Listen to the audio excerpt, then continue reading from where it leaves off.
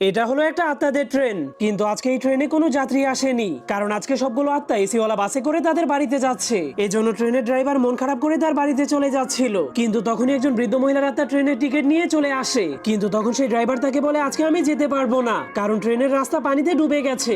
যা শোনার পর সেই বৃদ্ধ দাদির আত্মা তার চুলের ভেতর থেকে একটা হীরা বের করলে সেই ড্রাইভার অনেক লোভে পড়ে যায়। এজন্য ড্রাইভার সেই হীরাটাকে পাওয়ার জন্য বৃদ্ধ দাদির আত্মাটাকে তার ঠিকানায় নিয়ে যেতে শুরু করে, কারণ সেই হীরাটা পেলে সে কোটিপতি হয়ে যাবে। কিন্তু ট্রেনটা একটা ব্রিজ পার হওয়ার পরেই থেমে যায়, কারণ সামনের রাস্তাটা ডুবে গিয়েছিল।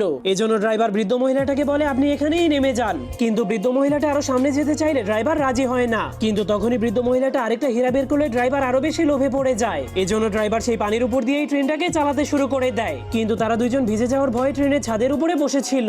ঠিক তখনই ড্রাইভার সেই বৃদ্ধ মহিলার পরিবারের একটা পুরনো ছবি খুঁজে পায়, যা দেখার পর ড্রাইভার বুঝতে পারে বৃদ্ধ মহিলাটা সেই জায়গায় যেতে চায় যেখানে সে বেঁচে থাকা অবস্থায় এই ছবিটা তুলেছিল। কিন্তু তখনই ট্রেন একটা ধ্বংস হয়ে যাওয়া সুড়ঙ্গের সামনে